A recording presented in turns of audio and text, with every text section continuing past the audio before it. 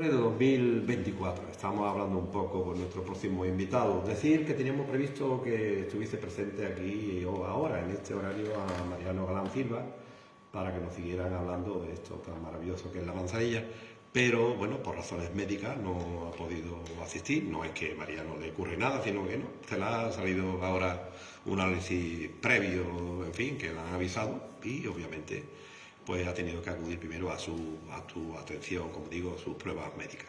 Pero inmediatamente hemos llamado al siguiente invitado y lo tenemos aquí.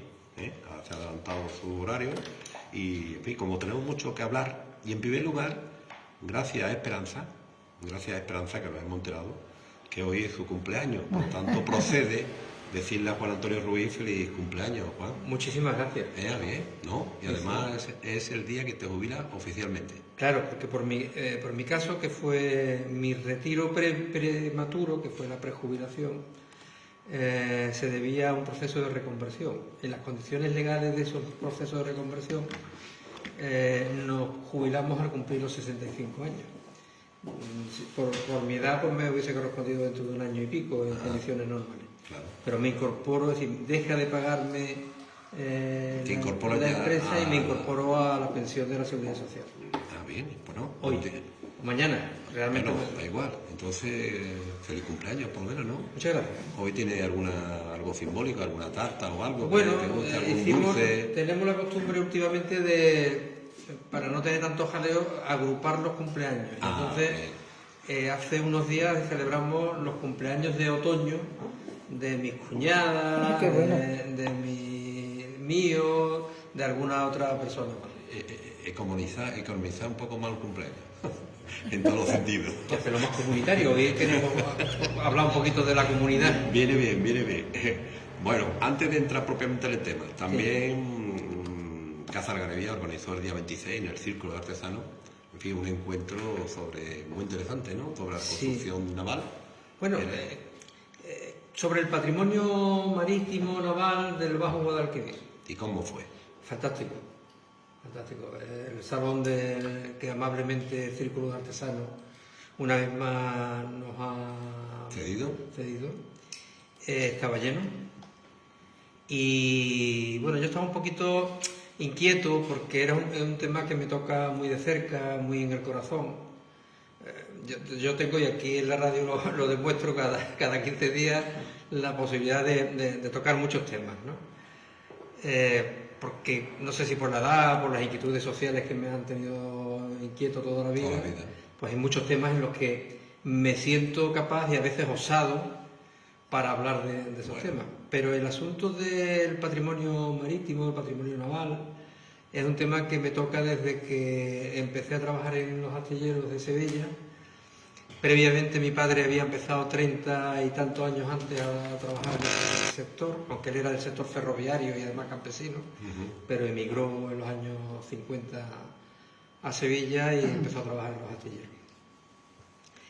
En un momento determinado de mi vida laboral, cuando me hice cargo del departamento de formación del astillero, después de procesos de reconversión en los que la motivación estaba por los suelos, es decir, el querer seguir trabajando en un sector tan castigado por reconversiones era difícil. Y entonces encontré en la identidad patrimonial de los trabajadores navales, encontré una vía de motivación. Entonces profundicé en la historia de este sector laboral, en concreto en la historia de la construcción naval en Sevilla, en el río Guadalquivir, investigué. Entonces, que ese acto del día 26 pues, girara en torno a eso, pues para mí tenía un significado muy especial.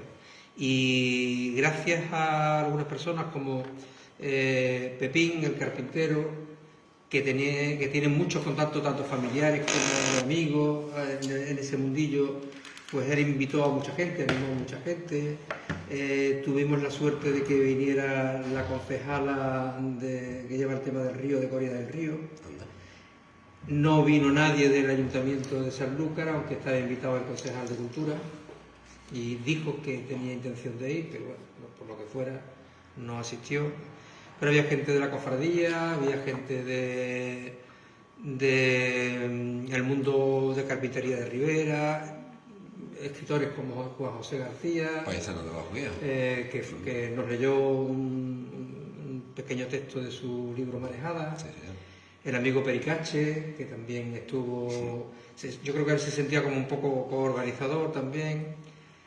En fin, bien, mucha gente, navegantes, gente que está acostumbrada a navegar por el río Guadalquivir. Y nosotros yo hice una presentación inicial sobre qué era qué entendíamos como Bajo Guadalquivir, qué entendíamos como qué actividades se han desarrollado con respecto a este asunto, para poner un poquito la alfombra roja a que decir, bueno, cuáles son nuestras experiencias, cuáles son nuestras vivencias y qué podemos hacer de futuro. Al final, un montón de gente dejó sus datos de contacto para que siguiéramos trabajando, o sea, que pueda crearse a lo mejor un grupo de trabajo o un siguiente evento de reflexión y de proyecto, desde recuperar embarcaciones que todavía están por ahí, unas a flote, otras medio un día. Un proyecto de investigación para hacer el diseño de las formas que tenían nuestras barcas tradicionales, las vacas, los botes, las distintas embarcaciones tradicionales, y empezar a animar a la gente de este pueblo a que ese patrimonio no se pierda. No es solo la iglesia de San Francisco, la de la Hora, que el patrimonio es mucho más que eso. Y el patrimonio material e inmaterial, que significa todo lo relacionado con el río, con la navegación, con la construcción, reparación de embarcaciones, todo esto no se puede perder, porque no se puede perder. Es decir, que dejaron la llama viva. Muy viva, yo creo que muy viva. Mucha gente manifestó que no podemos olvidarlo, no podemos dejarlo en simple melancolía. Hay un punto que hicimos melancolía, es decir, recordamos los viejos tiempos, mi padre, mi abuelo. El siguiente paso puede ser el museístico, alguien apuntó por allí. Bueno, pues el castillito que se inauguró en un momento determinado porque estábamos en proceso electoral y había que inaugurar algo, y se inaugura sin nada dentro, podría ser un lugar de un posible museo del patrimonio histórico marítimo que tiene este pueblo. Pero la siguiente cosa puse muchas imágenes de sitios de toda la costa de la península y de fuera, donde están recuperando, están haciendo encuentros, competiciones, festivales de embarcaciones tradicionales. Estampas preciosas de la gente de la Albufera de Valencia, por ejemplo, con sus barcos de vela latina, sus antiguas barcas recuperadas, remozadas en toda la costa catalana, en el País Vasco, en Galicia. Y aquí hemos hablado muchas veces de la conciencia de pueblo, la conciencia del patrimonio del pueblo andaluz. ¿Dónde está? Hemos perdido. Es que en ningún sitio de la costa andaluza. Es decir, a duras penas están en la bahía de Cádiz recuperando alguna barca que la han arbolado con su vela latina. En Málaga hay un astillero Nedeo, que está haciendo alguna cosita. Pero a nivel popular, parece que hemos hecho así, le hemos dado la vuelta de la espalda al río de nuestro patrimonio. Y es entendible, en parte, porque cuando tú tienes que navegar como se navegaba a vela, y a la vez pescar, y llegar todo lo más lejos posible, y volver, debía ser un trabajo durísimo. Si entran nuevos materiales, entran los motores, esto es maravilla. Pero eso no significa que por ello tengas que olvidar tu patrimonio, tu conocimiento, el conocimiento artesanal. Lo que podamos recuperar, vamos a recuperarlo. Eso es. Entonces, como el objetivo de Casa Algarabía es trabajar por el patrimonio y la memoria del pueblo andaluz y de cada uno de sus pueblos, el de Sanlúcar, que es donde residimos, pues se nos ocurrió, y yo creo que el primer paso no estaba mal. Bueno, pues que tenga continuidad. Bueno, pues nos trae un tema, Antonio, que a ver como Juan Antonio, de comunidad y cooperación, lo que nos hace humanidad. Sí, primero, la motivación, porque tú siempre, para traer el tema, me dices cada 15 días que es porque surge algo, bueno, porque previamente en este caso no hay nada. Ahora te cuento, pero me resulta un poco raro a mí escuchar a vuestro anterior invitado hablando de problemas muy concretos del ayuntamiento. Yo voy a irme un poco hacia arriba, no sé si por las ramas, pero un poco más arriba, por si sirve para reflexionar para alguien. Y el arranque de esto fue que tú recuerdas que estuve en la Escuela de Otoño de Adelante Andalucía hace poco, Y una de las propuestas que se plantearon allí, hubo distintas mesas redondas, entre otras sobre economía. Y hay un economista que se llama Óscar García Jurado, especializado en el mundo del cooperativismo. Y eso me llevó a darle vueltas a este asunto, y por eso hoy digo, bueno, podemos hablar en el momento que tú hablas de cosas distintas del capitalismo, y lo criticas el capitalismo, ya aparece la etiqueta comunista, como hace la presidenta de Madrid a menudo, para descalificar a mucha gente. Se utilizan términos que se utilizaban a lo mejor en los años 30 y han vuelto, ¿no? Como decir que alguien es comunista porque plantea una crítica al funcionamiento normal de la sociedad. En este caso, me acordé de una cita que leí no hace tampoco mucho, de Margaret Mead. Margaret Mead es una antropóloga a la que le preguntaron en una conferencia, una clase, un alumno, de cuándo, en su opinión, comenzaba la civilización humana. Y ella pone el ejemplo de cuando se encontraron unos huesos en el que un fémur estaba restaurado. Es decir, a alguien se le había partido una pierna y esa pierna había sido curada, había vivido, a pesar de que eso hubiese significado antes de ese acto que cualquier ser humano, cualquier animal, de hecho, cuando tiene una fractura de ese tipo no se puede defender de las agresiones de otros animales, no puede buscar comida, es decir, necesita un tiempo, unos meses o un tiempo para que suelde, siendo cuidado por otros o por otras, para poder seguir viviendo. Dice Margaret Mead, en ese momento es cuando empieza la civilización a ser humana. Y claro, eso es la cooperación, la comunidad. Y dándole vueltas, ¿cuándo nos hemos metido en este follón en el que el beneficio, el interés está por encima de la humanidad? Porque esa es la clave del capitalismo. El sistema económico en el que estamos, y cada vez más aceleradamente, lo que busca es el beneficio, cueste lo que cueste, por encima de lo que sea, de que gran parte de la humanidad esté en pobreza o esté en guerra, porque el beneficio vendiendo armas, como hemos hablado aquí una vez, es un beneficio muy alto. ¿Cuándo hemos abandonado eso? Entonces hay una cierta historia que nos conviene conocer. Hasta hace unos 10.000 años, que empieza lo que se le conoce como la revolución agrícola y ganadera, así cuando los seres humanos se asientan, descubren que cultivando, es decir, no simplemente recolectando o matando animales, sino que cultivando la tierra o criando animales en cautividad, es mucho más interesante para su supervivencia como comunidad, como colectivos. Claro, pero llega un momento en que cuando se producen excedentes, sobrantes, que ya no nos lo comemos, pero que tenemos, cabe la posibilidad de comerciar y tener un beneficio añadido. Bueno, qué interesante, pero claro, pronto aparecen los fuertes, los listos, que dicen, espera, que de excedente me lo quedo yo y negocio yo. Y lo comercio yo. Porque además tengo la fuerza para controlar al personal que no se me suba a las barbas, ¿no? Y entonces empiezan desde el feudalismo, que es algo más reciente, pero todas las primeras monarquías, de todos los sistemas en los que un grupo sobre la comunidad se impone para aprovechar esos excedentes y los beneficios de esos excedentes. Y cuando surge el capitalismo como tal, pues curiosamente celebramos a este pueblo no hace mucho la primera circunnavegación, cuando las potencias europeas, especialmente la española, la portuguesa, luego la inglesa, la holandesa, empiezan a expoliar otros territorios y a sacar un máximo beneficio. ¿Por qué Europa es hoy, o Estados Unidos, una de las zonas más potentes económicamente del mundo? Porque durante siglos ha expoliado a otros territorios sus materias primas a un precio irrisorio.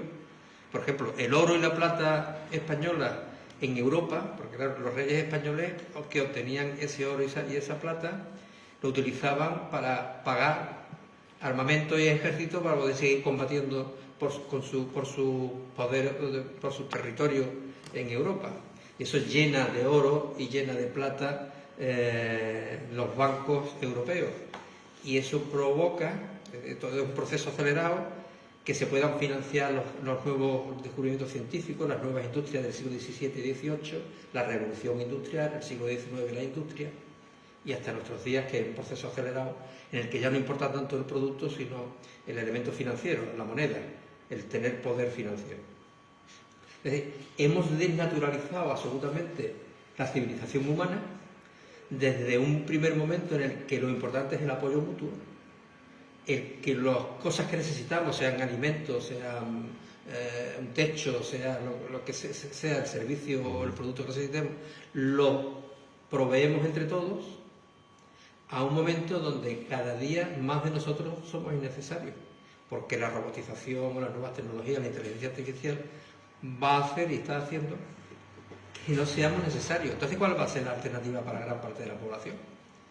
Cuando ya no seamos necesarios los humanos para producir y para crear beneficios, porque el beneficio está en la especulación financiera o en otras formas de creación de valor, entonces surge de nuevo que es la cooperación, la comunidad, la alternativa a este sistema que se deteriora y está deteriorando el planeta de forma absoluta, porque una característica del capitalismo es la falta de control sobre su intervención a expoliar los recursos naturales, a emitir toda la contaminación posible, porque controlarla cuesta dinero, por lo tanto, mientras menos dinero gastemos mejor, pero también a dejar de necesitar mano de obra, porque cada día más en muchos procesos son los robots, la inteligencia artificial la que va a ser capaz de producir.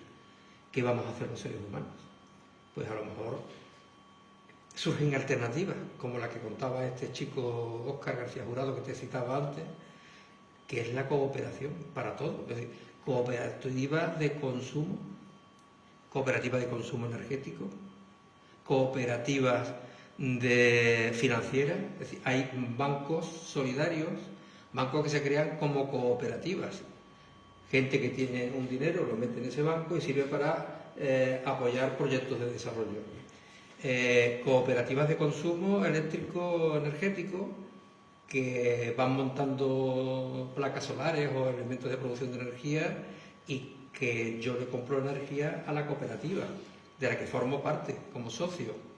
Cooperativa de consumo frente a la proliferación o la acumulación de control de las grandes distribuidoras de alimentos y de productos que nos imponen los precios a los consumidores y le imponen los precios a los agricultores, a los productores. Un sistema directo entre consumidor y productor para dar un servicio de calidad y a un precio razonable, que mantenga al productor y no ahogue al consumidor. Entonces, la reflexión puede seguir, pero ¿podemos tener la independencia suficiente legislativa y económica para hacer eso? La fórmula existe, es decir, legalmente existe la cooperativa. ¿Van a dejar? Claro, otra cosa es que el poder económico te deje o que tú te dejes, ambas cosas. Ante, por ejemplo, Marinaleda en un terreno público del Estado, desde la Junta de Andalucía, en el Brumoso, creó hace años una cooperativa agrícola y de producción industrial.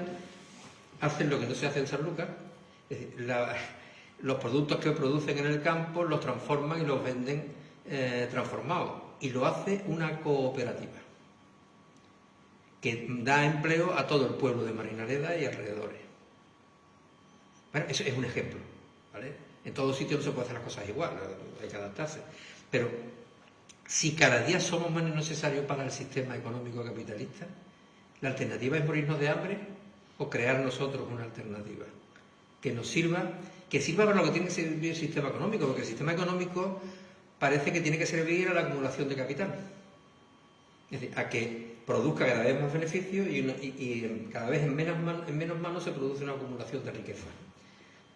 Alguna vez hemos hablado aquí de que el 2% de la población mundial tiene los recursos más de recursos que del 98%.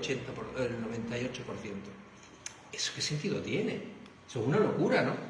Sin embargo, es el sacrosanto sistema. Si tú criticas esa función, eres comunista. Puede que lo sea, pero no sería una cuestión despectiva, es plantear que la humanidad y el planeta en su conjunto no puede seguir esa dinámica, ¿no? Entonces, por eso, el pensar que la cooperación, la ayuda mutua y el gestionar las cosas para el beneficio de la mayoría social debe ser una alternativa de futuro. Eso es lo que yo un poco quería hoy aquí compartir mi reflexión. ¿Cómo se hace esto? Bueno, en Sanlúcar hay una pequeña cooperativa que se llama La Borraja, que compra directamente a los productores ecológicos. No sé a qué nivel estamos hablando tú aquí, que el sistema cooperativo en Sanlúcar se implantaba en muchos aspectos. Cooperativa de carpinteros, cooperativa de flores, cooperativa agrícola, cooperativa, pero sin embargo aquel invento, no sé por qué, claro, porque no sé por qué no llegó a buenos términos. El problema es cuando es una isla dentro de un gran sistema y se ahoga dentro de ese sistema. Pero en algunos territorios, por ejemplo, en el País Vasco, el movimiento cooperativista es potentísimo. La gran corporación industrial de Orbegozo, ¿cómo se llama? Es una población, que ahora se me ha ido de la cabeza el nombre, donde tiene un montón de cooperativas industriales. Porque las cooperativas tienen un elemento añadido, y es que tienen que funcionar, para que sean realmente cooperativas, democráticamente. Entonces, en la economía también tiene que funcionar la democracia. Cuando la economía está en base al poder de unas cuantas corporaciones financieras y económicas que están controladas por un pequeño grupo de directivos, de accionistas, no hay democracia. Teóricamente hay democracia en la sociedad, votamos cada 4 años, pero no hay real democracia. Claro. La real democracia es cuando todos los aspectos de la vida están, los ciudadanos y las ciudadanas son soberanos para tomar decisiones.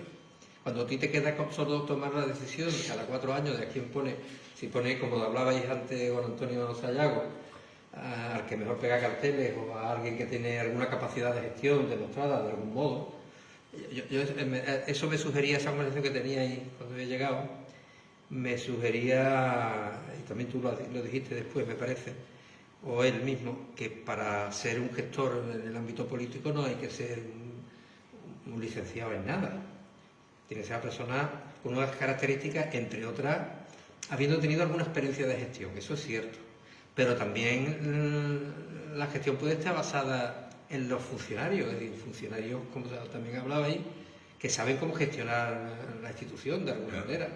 Y el político o la política lo que tiene que tener en la cabeza es un proyecto de ciudad, en este caso, que hemos hablado también aquí alguna vez, un proyecto estratégico de hacia dónde tiene que ir la ciudad, para tomar decisiones que orienten a los que tienen que ejecutarla, que serían los funcionarios. Yo no creo que tenga que haber sido un empresario, que tenga que haber sido alguien con mucha experiencia de gestionar. Pero desde luego tiene que tener un proyecto en la cabeza y tiene que saber cómo orientar ese proyecto. Me he desviado porque bueno, no podía dejar de comentar. Pero que tú estés al frente de tu trayectoria, en tu aspecto laboral, trabajando, tu formación te sirve mucho para... Claro, si tú eres una persona con experiencia en el mundo del trabajo, sea como empresario, como autónomo o como persona que trabaja por cuenta ajena, pues tienes la experiencia cotidiana de relacionarte con gente, de cómo se manejan las situaciones, los conflictos, de cómo se manejan los distintos, cómo se ponen de acuerdo los distintos intereses que hay en mi asociación de vecinos, que hemos hablado alguna vez de ella, en mi medio de trabajo, en mi club, mi hermandad. Entonces es preferible que la gente que va a trabajar en un sitio que se toman decisiones y se planifica una ciudad tengan alguna experiencia de ese tipo. Yo te decía que la idea es que para que nos humanicen más y seamos más equitativos, que no hay tanta diferencia, porque cada vez hay más diferencia en el mundo y en las sociedades. No sé qué ha pasado y en España, no sé. Bueno, no solo en España y en todas partes. Claro, porque alguna vez lo comenté aquí, pueden parecer cosas tontas, no tienen que ver. Pero en los años en que gobernó en Estados Unidos Ronald Reagan y Thatcher en Inglaterra, se tomaron una serie de decisiones cruciales respecto al dinero, cómo se emite el dinero, respecto a la banca, de manera que se ha producido a partir de decisiones legislativas de estos presidentes, jefes de gobierno, en todo el mundo se ha producido una aceleración de la acumulación de capital. O sea, hay tanto dinero en tan pocas manos cada vez que compran todo. Ya hemos hablado aquí una vez del campo andaluz, está hoy en manos cada vez en un porcentaje mayor de grupos financieros externos. BlackRock, que es uno de los grandes grupos financieros del mundo, tiene el 20% de las viviendas de Barcelona. Tiene más del 20% de la Caixa o de algunos de los grandes bancos españoles.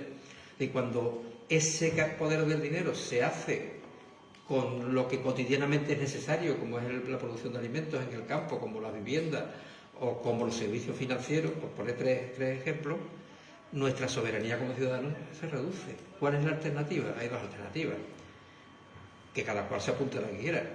La revolución, es decir, nos plantamos y decimos no estamos de acuerdo y vamos a crear otra sociedad distinta, o crearla poquito a poco. Es decir, nos unimos y montamos una cooperativa de consumo, una cooperativa energética. Pero ahí, Juan, si no hay capacidad o voluntad de legislar económicamente y con leyes, va a ser complicado que tú y yo nos sentemos para formar una cooperativa. Actualmente lo puedes hacer. Sí, tú lo puedes hacer. Pero sabemos que es un destino muy penoso y muy claro, pero también a corto plazo. Los ciudadanos tienen y las ciudadanas tienen que ver quiénes son los que nos proponen y qué nos proponen. Si quien me propone para que lo vote me dice que su plan es cada día favorecer más el liberalismo económico y la acumulación de dinero, como me suele proponer casi todo el arco de la derecha, si tú me vas a proponer el empoderamiento de la ciudadanía en la economía, que no me lo propone ahora mismo casi nadie de los que veo en el arco político, por más que se autoetiqueten como izquierda, porque claro, la etiqueta hemos hablado aquí muchas veces que no define. Lo que define nuestra acción, nuestra identidad es lo que hacemos. Lo que hacemos diariamente. ¿Sí? Lo que hacemos y lo que ve la gente que hacemos. Tú le prometes a la gente que va a tener un techo seguro, pero después en las medidas no llega a la gente. Todos los que van a la iglesia no predican el Evangelio. Con su ejemplo, por ejemplo. Claro. Por ejemplo. Es decir, no, lo que yo diga tiene un valor relativo. En educación, a la hora del aprendizaje, tú que también has sido docente, cuando alguien al final de su proceso educativo evalúa qué ha aprendido en la vida, si hace un serio análisis, lo que ha aprendido no es tanto lo que ha escuchado como lo que ha visto que se ha hecho. Por ejemplo, la mejor educación es el ejemplo, ¿no? Claro, si tú has tenido una maestra o un maestro honesto, cariñosa, me va a encantar el colegio, que además te ha puesto ejemplos, que te ha llevado a que tú experimentes directamente las cosas, ese es el aprendizaje. Entonces, en la política y en tantos aspectos de la vida hay un aspecto que yo te quiero desanimar, pero tú dices que la que la gente se dé cuenta, pero también han conseguido que la gente ni se plantea ni una pizca, cuando digo la gente digo en general. Sí, la sociedad en su conjunto, ¿no? Sentarse y decir, oye, que me están diciendo por aquí, me voy a plantear y quiero pensarlo un poquito. Claro, han conseguido también ese objetivo y yo creo que a partir de ahí... Eso requiere capacidad crítica. Y la capacidad crítica necesita que tú tengas la capacidad de hacer un ejercicio. El otro día tuvisteis aquí a unos antiguos compañeros míos de la UAC, y nosotros en nuestro método de formación, él habló de la formación como Alfonso, que estaba sentado aquí, que fue compañero mío varios años, hablaba de que la formación era algo muy importante. El método de formación de la Hermandad Obrera de Acción Católica, la UAC, era el ver, juzgar y actuar. Eso es la capacidad crítica del ser humano. Analizar la realidad, verla. Cuando hablamos de los monumentos un día lo decía, si no se trata de ver qué bonito es esto, sino ir más allá y leer qué hay allí, quién lo hizo, por qué lo hizo, para qué, con qué objetivo. Entonces yo veo la realidad, la juzgo, la comparo con aquellos aspectos éticos y morales de mi visión de lo que debe ser la humanidad, de los derechos humanos o de mis creencias, y digo, oye, pues esto no está bien. Aquí falta, aquí está pasando esto, esta realidad es injusta, no es igual, la gente no tiene la misma igualdad de oportunidades, etcétera, etcétera, y actúo, me organizo, voto en consecuencia, me organizo con mis vecinas, mis vecinos, mis compañeros de trabajo, y pongo en marcha cosas para intentar mejorar esta sociedad, cambiarla en una determinada dirección. Eso es lo que hacíamos en la UAC, esa es mi formación desde que era chico, social, pero creo que debería ser la formación que tendríamos que tener desde la escuela para que las ciudadanas y los ciudadanos luego fuesen gente con capacidad crítica, con capacidad de intervenir en la vida. Nosotros no somos súbditos. Los súbditos son los que tienen encima un poder que acepta lo que le digan resignadamente, en la mayoría de los casos, en otros casos, porque por las creencias, ¿verdad?, me han convencido de que como está puesto ahí por voluntad de Dios, pues hay que hacer lo que ellos digan. No, nadie está aquí por la voluntad de Dios. Y en un sistema democrático están porque los ponemos nosotros, ¿no? Salvo alguien que está, que es el rey, que no lo hemos puesto nosotros. Pero bueno, esa es materia de otro consejo.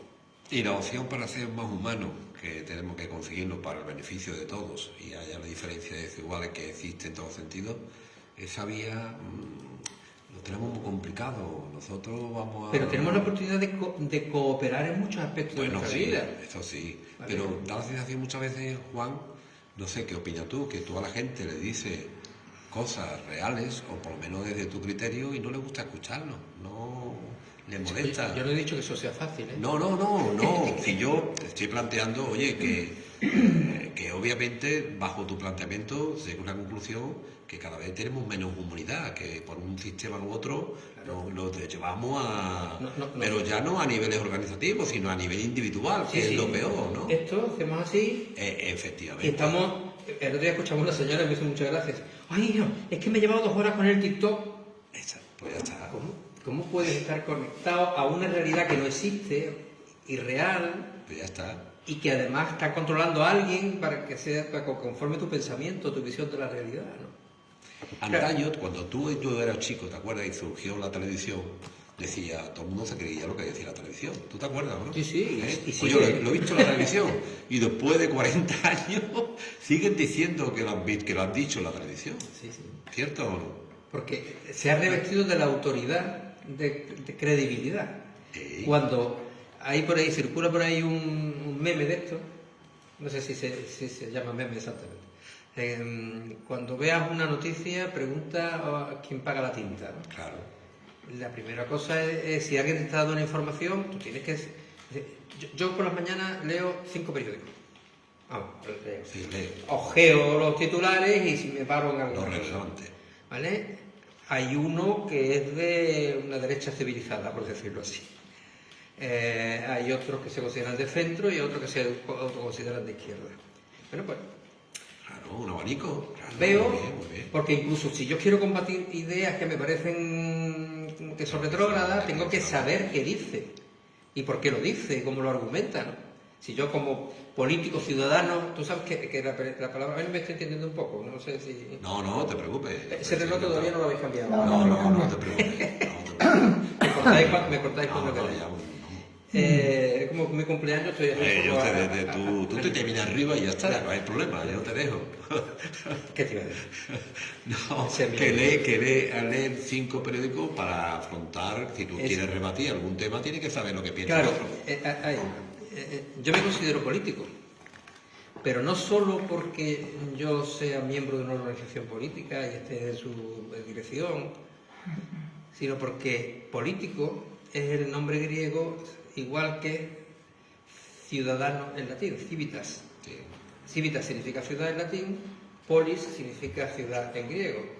Los miembros de la ciudad en latín son ciudadanos, los miembros en griego son políticos. Sin embargo, hemos llegado a pensar que los políticos son solo los profesionales de la política. Los que viven generación tras generación, se enseñan sus cachorritos o cachorritas y son los que luego van a ocupar los sitios, pero como decía Antonio, sin la experiencia de la vida cotidiana, sin haber trabajado, sin haber gestionado, ya no digo una empresa, sino gestionado su propia vida, las dificultades de la vida, problemas colectivos de tu vecindario, de tu comunidad de propietarios, etcétera, ¿no? Del consejo escolar. Es que hay tantos campos donde los ciudadanos nos podemos implicar en la gestión de lo cotidiano y que esa gestión del cotidiano es lo que te puede llevar a decir en un momento determinado, oye, yo creo que esta ciudad puede ir mejor si se aplican determinadas cosas que yo llevo viendo a lo largo de mi vida, que mis compañeros, que hemos debatido, y te haces una propuesta y te presentas a las elecciones.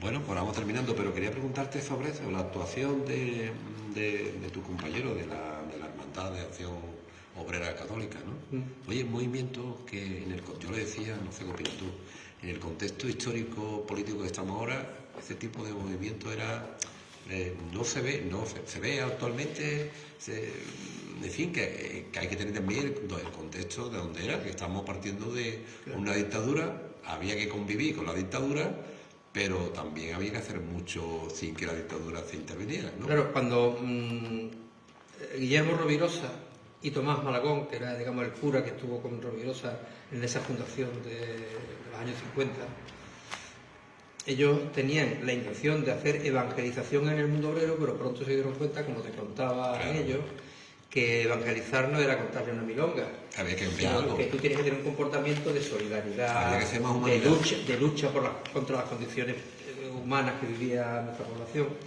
En la transición nos enganchamos mucha gente joven a aquello por las mismas razones. Yo viví el momento que yo abandoné la OAC, en que con el Papa Wojtyła, el polaco, hubo un retroceso tremendo. Es decir, él castigó y amonestó públicamente a los teólogos de la teología de la liberación que estaban trabajando en América por la mejora de las condiciones de vida de la gente de América. Y internamente en Europa hizo prácticamente lo mismo. Entonces se intentó ir para atrás en esa implicación que teníamos con los movimientos sociales, políticos, sindicales, etcétera, y se quiso que volviéramos a lo que se llamaba la política de cristiandad. Nosotros somos cristianos. Hay que empezar a separarse un poquito de lo político. ¿Se puede ser cristiano sin ser sensible a las necesidades del pueblo? Imposible. Y sin implicarse en la mejora del pueblo. Imposible. Por eso yo en aquel momento abandoné la OAC, que le tengo mucho respeto y aprendí mucho y fue muy importante en mi vida, pero profundicé en el aspecto espiritual interno, en el conocimiento de ese Dios, o como lo queramos llamar, que el hombre en su experiencia íntima puede llegar a tener, y en la implicación para una sociedad más justa, más cooperativa, más comunitaria. Los primeros socialistas a principios del siglo XIX hablaban de comunidad, que eran Proudhon, los primeros utópicos. Dice una residente que, a ver, cuando viene por aquí, Teresa, te echamos de menos, Teresa Un Ortiz, que pertenece a, bueno, escritora, gran escritora, poeta, y, en fin, muchos aspectos. Pertenece a la asociación de vecinos de mujeres también de La Jara. Dice que ella tuvo relación con la OAC en Sevilla cuando estaba estudiando y que eran buenísimos. Pero mismo nos conocemos de esa época, no solo joven o Sí, mayor no que es de nuestra edad, será más joven. Recuerdo, Teresa, a ver cuando te viene por Radio Esquina y son un ratillo con nosotros. En fin, Juan, pues muy bien, ¿no? Has tocado todos los palos hoy, ¿eh? Uf, es que tengo tantas felicitaciones en el Facebook. Bueno, lo importante es hacerlo un poquito todos los días. No sé si yo voy a estar antes del día 9 aquí, creo No que te no. preocupes. El día 9 Sí. tenemos la próxima cosa de Casa de Algarabía, que también estamos lanzados. Sí. Viene Mau Cardoso, que es una persona que se ha introducido hace unos años en el mundo del documental, de la producción de documentales, y vamos a hacer una especie de videoforum. Va a exponer su documental sobre cómo la mujer especialmente vivió la represión, las consecuencias de la guerra civil y la represión franquista. Y vamos a tener un debate sobre la memoria, también sobre la memoria, en este caso de la memoria histórica. Va a ser en Casa de Algarabía, en nuestra Allí sede. no se va Sí, a- porque bueno, esperamos que no vamos a tener tanto Demanda, ¿no? asistencia Demanda. que va a superar el aforo. Y el día 23, que eso sí nos dará tiempo de comentarlo más, va a venir de nuevo Emilio González Ferrín a presentar sus 2 últimos libros. Y eso le hemos pedido al círculo que nos preste de nuevo su espacio. Dice Teresa que somos los dos estupendos, que ella va a cumplir 70 años. Bueno, yo soy un poquito más joven, pero seguro que va a compartir. Juan, como siempre. Bueno, que tengáis un fantástico día y una buena semana. Y feliz cumpleaños y mañana feliz no cumpleaños. ¿Vale? En todos los días. Entonces, Tienen que ser felices, ¿no? Eso es, pero feliz siempre. Venga, muchas gracias. Así hacemos más humanidad, Juan. Hay que ser feliz. Bueno, pues la pausa y continuamos enseguida. Una cosa que descubrieron.